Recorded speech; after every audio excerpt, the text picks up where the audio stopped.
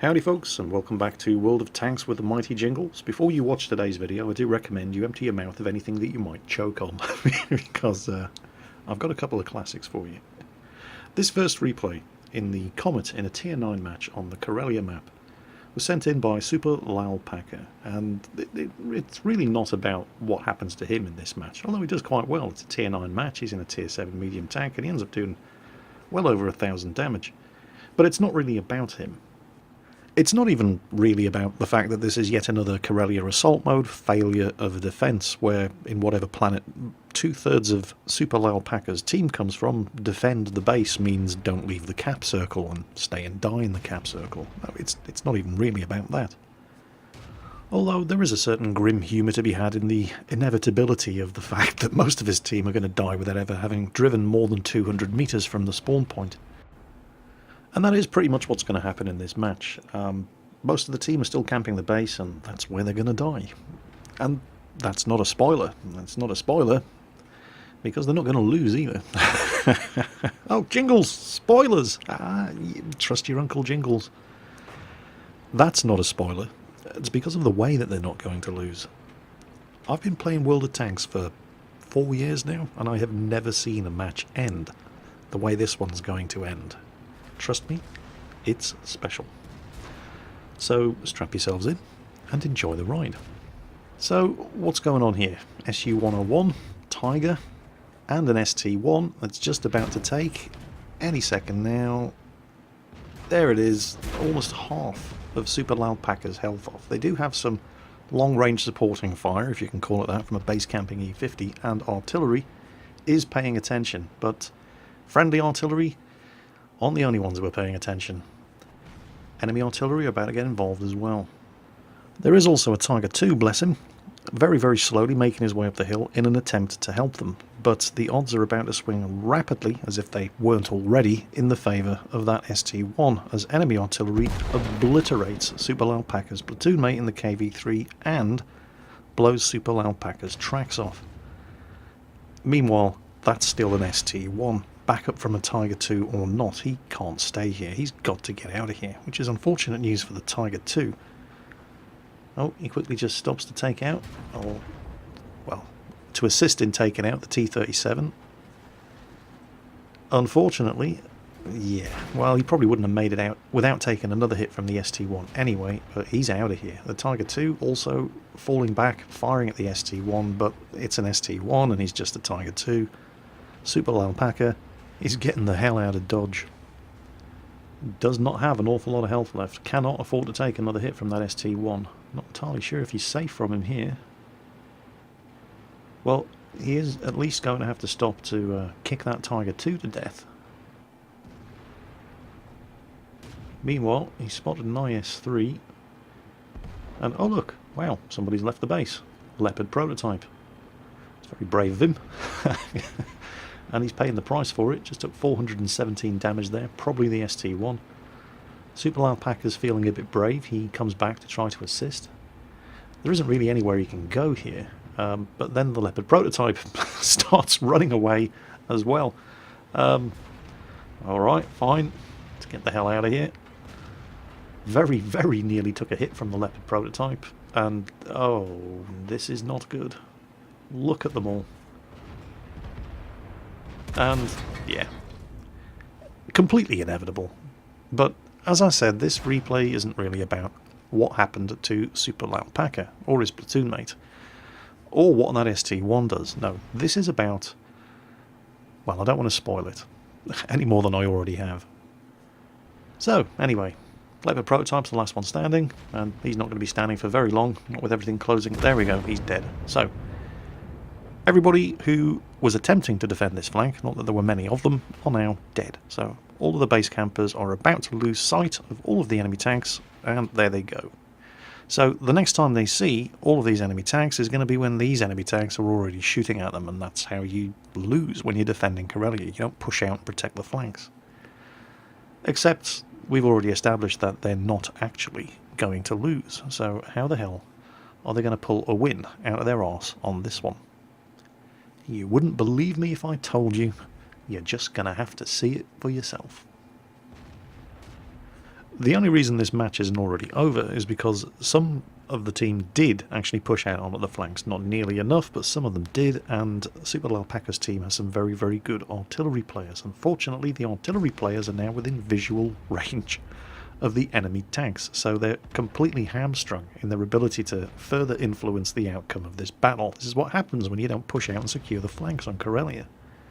But there's a big old cluster of friendly tanks, all trying to hide behind the same rock over there. Do you see them? One of them is an E75. And that position he's in, you don't spawn in that location. That's outside the spawn point. You have to actually drive there. So he clearly hasn't been AFK the entire game. But he's AFK now. Of course he's AFK. Why wouldn't he be? Now, you might be looking at the scores and thinking, well, it's not that bad. They've just pulled a kill back. They're only losing 7-9, but it's not so much about the numbers.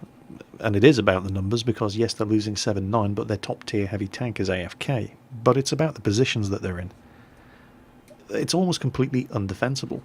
The E75 is in a fantastic defensive position, but he's AFK, which means nobody else can occupy that spot.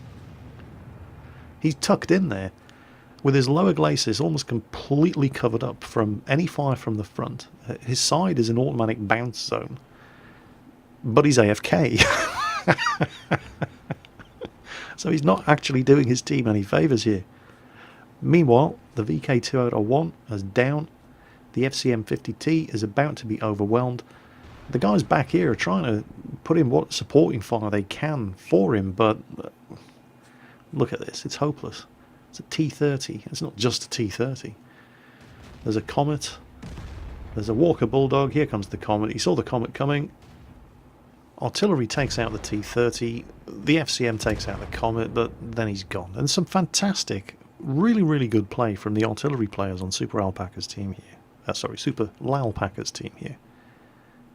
But there's only so much you can do when you're in this kind of situation. So, the AFK E75 and the 3 remaining survivors, none of whom are looking particularly clever, and they're starting to get pretty desperate now.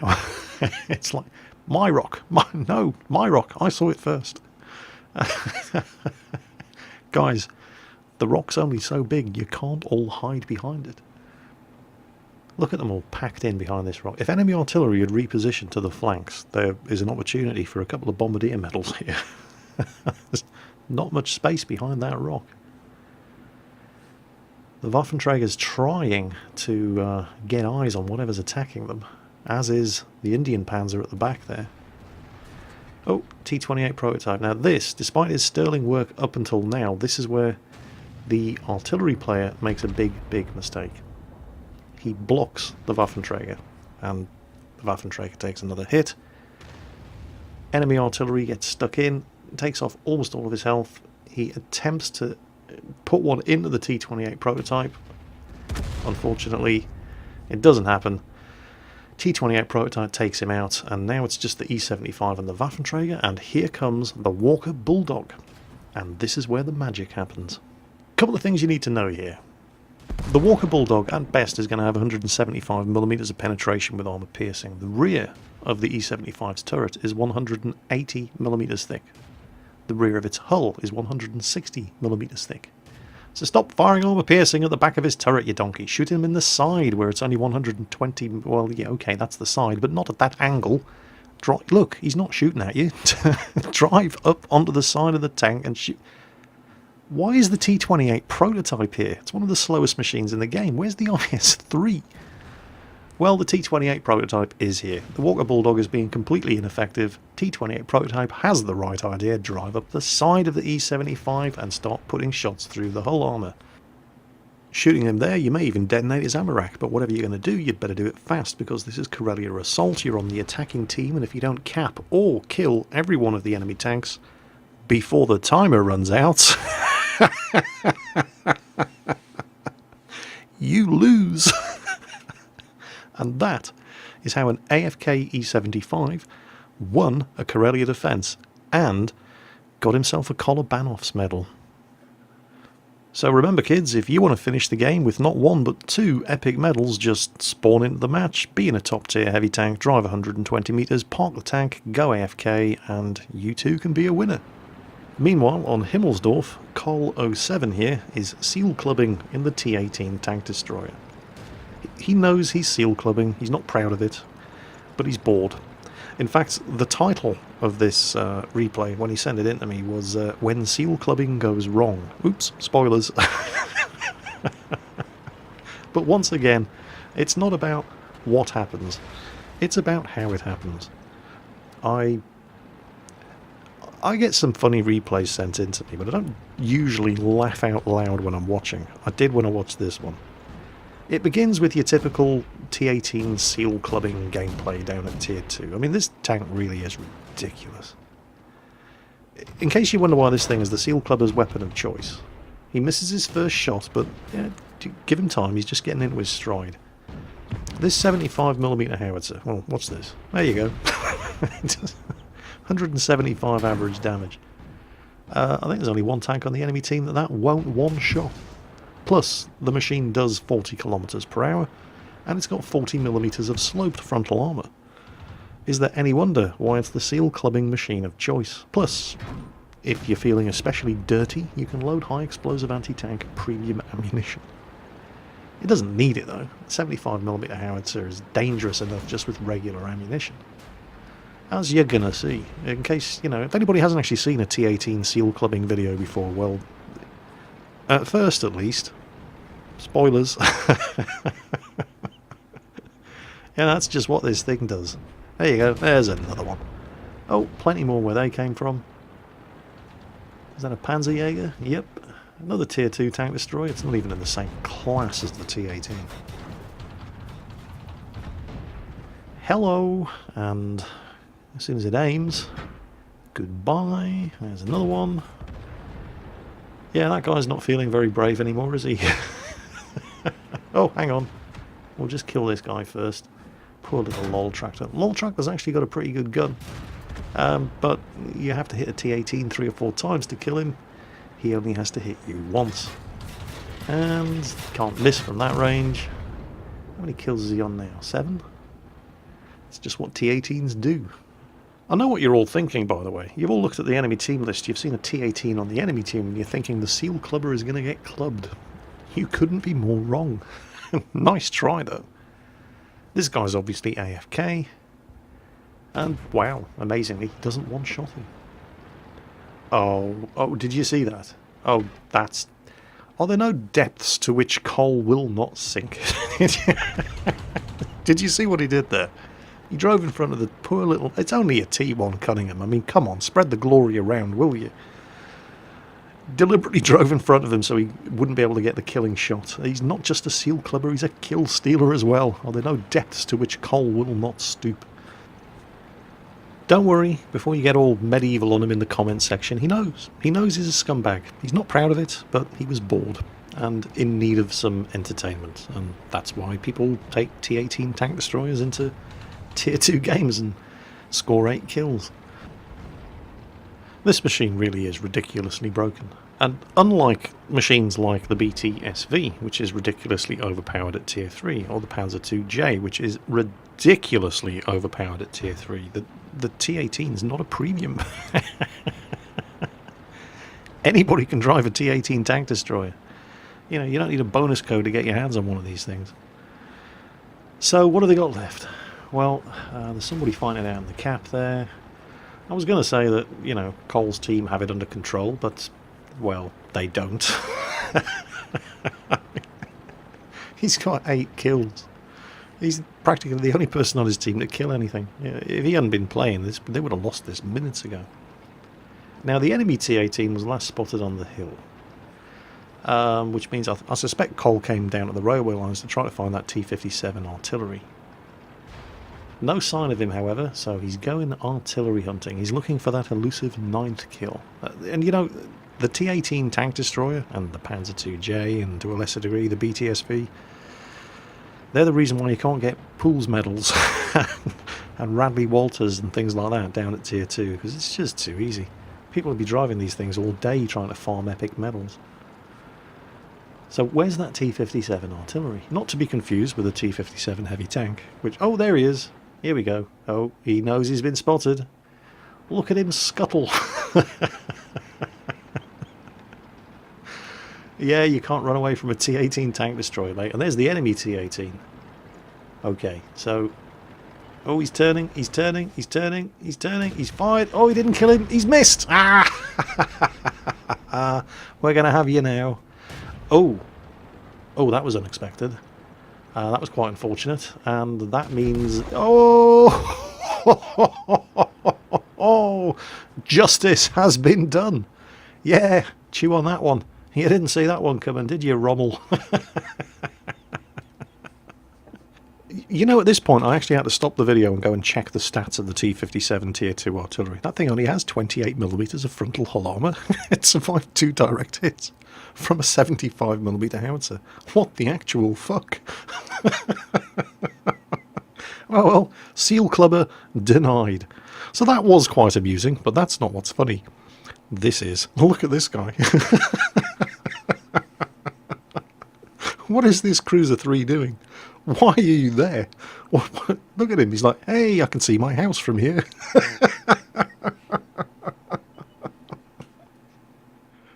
This is your last best chance of winning after doing 8 kills. I mean, can you imagine? Look at this. Oh, I'm going to need a minute here. Oh, I've seen this. I know what's going to happen, and I'm still laughing my ass off. You've got to understand, right, that I'm not... Well, I am poking fun at the Cruiser 3, but you have to understand that this guy may have only been playing World of Tanks for half an hour, right? But that doesn't mean it's not funny. What the hell is he doing? Look, enemy tank. There. 2 of them. At least point the gun at them. See, this is why I love low-tier games, because you never know what's going to happen. They're completely unpredictable. Now, T-18. How's he going to deal? Oh, is he going to move? It looked like he was going to move. Maybe he's not going to move. Maybe he will. Oh, he is moving. He's moving. T-18 misses. He misses. He drives into the wall. He's sitting sideways on in front of a T-18. He misses again.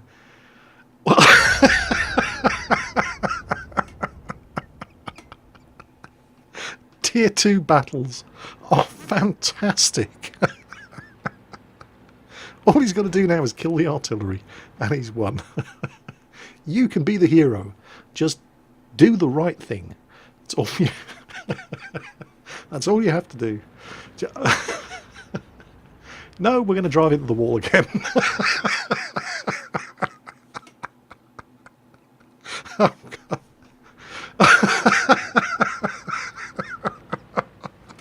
Oh, now we're going to drive into the wreck of the dead tank.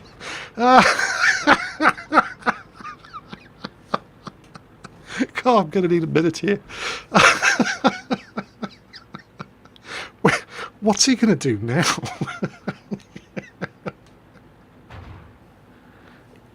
Cole, serious question. If you're watching this video, and I suspect you probably are, tell me, how did it feel watching this guy driving into walls, completely ignoring the cap counter, which is telling him where the T-57 artillery is?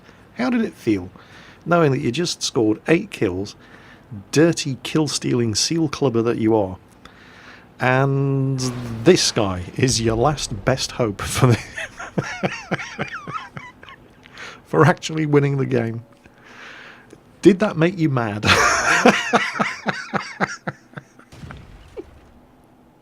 You know, you can say what you like about the intelligence of high-tier World of Tanks drivers, and people often do, but low-tier games like this are the only place where you can, and often do, score 8, 9, 10 kills, and somehow your team still manages to lose.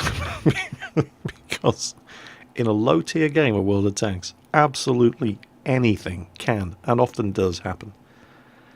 And it's because, well, like this Cruiser 3 driver. And let's not be too quick to point the finger, because it is entirely likely that this guy has quite literally only had World of Tanks installed for half an hour, and so genuinely has absolutely no idea what he's doing. But that doesn't mean it's not funny. So, Super Lalpaca and Col07, you dirty seal clubbing kill stealer you, there he is. Thank you so much. I genuinely thank you for sending these 2 replays in, because, well, let's just say earlier on tonight in World of Warships, with a standard account, I managed to get 1377 experience on a defeat in my Congo battleship. So I badly needed some cheering up, and this worked. I hope you guys have been entertained by these 2 replays as well. As always, take care, and I'll catch you next time.